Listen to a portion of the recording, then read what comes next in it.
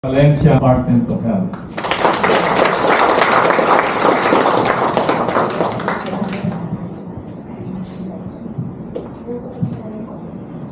Maraming salamat, Doc Art. Nahanap ko yung papel ko sa akin. Pero pasalamat po tayo dahil masyadong mahaba nyo. Kung kanina 3 page po yung babasahin ko ni ating Secretary Director, yung po yun naman po yung pages. Kaya siguro yung sa inyo pong lahat, una-una, isang malusog at mapagpalang araw sa bawat isa. Sa ating pong kasama, Executive Director Ino Manalo, kanyang kasamahan po sa National Archives of the Philippines. Of course, Doc Art Cunanan, Doc Kalimag, lahat ng ating kasama sa Hospital po ng Colyon, sa Ritarium General Hospital, sa ating pong pamahalaan lokal, ating mga barangay captains, sa ating puhanay ng ating mga Bureau 5, sa ating, of course, yung partners, kasi kita kami ni Father Salvigo, batang bata ang ating kasama rito. No? Maraming salamat po sa inyo. Muli, magandang umaga.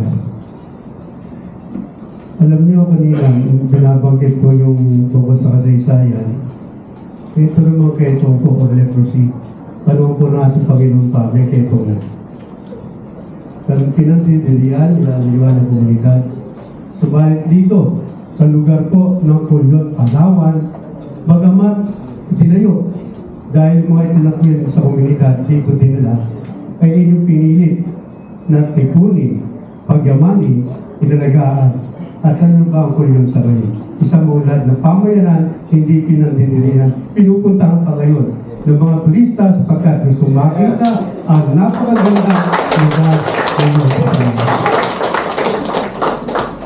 Nais pong iparating ng ating kalihim, Teodoro Pedro Bosa, ang kanyang pakikisa sa isang programang ito na kung saan kinikilala ng ating National Archives of the Philippines ang binuo na kasaysayan, pinagtakpi-takping buhay ng mga taong doon. Sabi nga natin, ay nagdidiri ang mga tao sa pagkakain nilang mahawa. Subalit, kung ako po sa panahon nito, tatanungin niyo, ano po ba ang isang programa o isang ahensya na magpapakita ng puso ng kagawa ng kalusugan? Iyan po yung puso. Parang mga kita niya. Dahil pinakita nyo dito sa lugar ng Colyon kung paano mag-alaga, sinublihan nyo ng pagmamahal.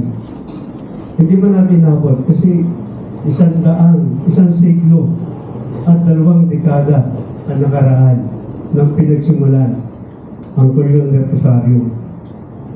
Maraming buhay na aligtaan. Subalit patuloy pa rin lumaban, patuloy pa rin nagsama-sama. Pinakita ng bawat isa, yung mga nagsimulang mga doktor, nurses, volunteers na nandito noon, pinagpatuloy nyo.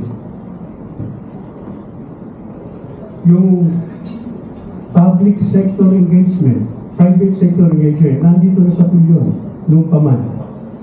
Nakita natin yung mga retrato, yung mga madre, pare, na nagsilbi. Yung mga expert na pumunta rito, parang lang hanapan ng lunas ang isang karamdaman. Isang karamdaman ng mga naunang panahon ay inisip na wala ng lunas, subalit natagpuan dito sa Colyon. Sa Colyon ang isang gamot na nakakatulong para maibsan at tulad nga sa sinabi kanina ni Doc Art, ay wala na kaso ng leprosy dito sa iyong bayan ng Colyon.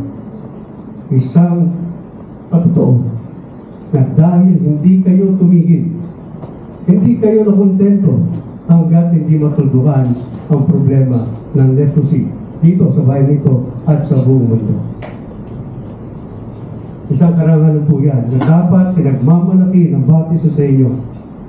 At nais ko rin pong bigyan ng paalala na sabi nga na ang ating national hero, Gato sa Rizal, ang hindi lumugon sa pinanggalingan, hindi makakarating sa pararoonan. Kaya lagi sinasama si Dr. Kalima, dali ko yung election run, huwag kalilimutan ang ginawa ng mga nauna sa inyo. Pagkapatuloy ninyo kung paano nagbigay ng pagkalinga, dedikasyon, commitment ang mga nauna, ipagkapatuloy yung gagawin at patuloy na magiging bahagi kayo ng ating darating na henerasyon na hindi makalimutan na minsan sa kasaysayan ang kulyon ay malaking bahagi sa kasaysayan ng kalusugan ng ating buong bansa at ng mundo. Ipagmalaki po niyo yan.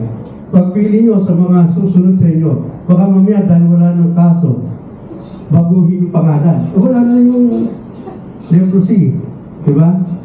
Siguraduhin po natin na mananatili ang kasaysayan, hindi lamang sa mga manggagawa dito sa ospital, kundi sa pamayanan at lahat ng pupunta dito, lagi nila makikita ganito pala kahirap ang pinagdaanan.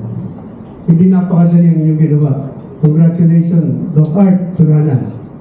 Mahirap po yan na iyong gustong panatiliin, institutionalize ang isang kasaysayan na malaking nagawa sa inyong pamayanan. Hindi po napakadaling gawin. Sabi nga ni ng ating Secretary Director, sinuri ng mga eksperto. Bago po yan ay maibilang sa National Treasure. Hihira po kami ganyang damdamin. At siguro ipagmamalaki natin kasi ito yung health services na nakasama. Ito ang binigyan mo ng buhay. Sapagkat kung ito ay walang ganitong ginawa, maaaring paglipas sa ilang panahon, hindi natin makita ganun pala ang pinanggalingan ng ating Julio Sanitario. Kaya ako na, ang pangalong balik ko, natutuwa talaga ako sa mundo. Diba yung PHS, Public Health Service. Isang taka ko na hindi mabubura. Diba, naman na kaya kasaysayan na. Huwag nyo nalagyan muna ng art ko na nagdusa. Napakalaki ng ginawa. No? You're part of the legacy ng Julio. Congratulations.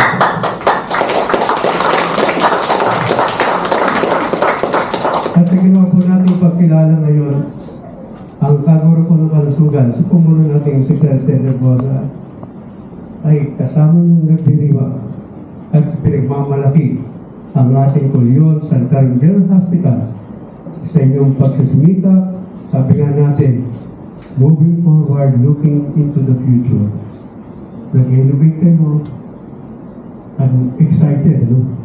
Actually, siguro po, ating pipilitin ang ating secretary ay makarating dito sa inyo. Para makita niya mismo kung ano ang ginawa nyo sa pamayanan ng kulyon, ano ang mga ginagawa nyo, mga gandang innovation. Para ang serbisyo natin sa tao ay makarating, hindi lang sa Manila mo makikita serbisyo, kundi dito mismo. Mararamdaman ng tao, hindi na pala ako kailangan magpunta ng Manila. Kasi kaya-kaya ng mga magagamot, ng mga health workers dito sa Julio Sanitario, ang serbisyong medikal na maganda, maayos, at may kalidad. Panatilihin niyo po ang inyong ginagawang patuloy na pagsisikap na mapagpapanatili ang ating programa, ang ating pagsiservisyo, sapagkat lagi pong sinasabi na sa bagong Pilipinas, ang Department of Health, bawat buhay, mahalaga. Pagkatuloy.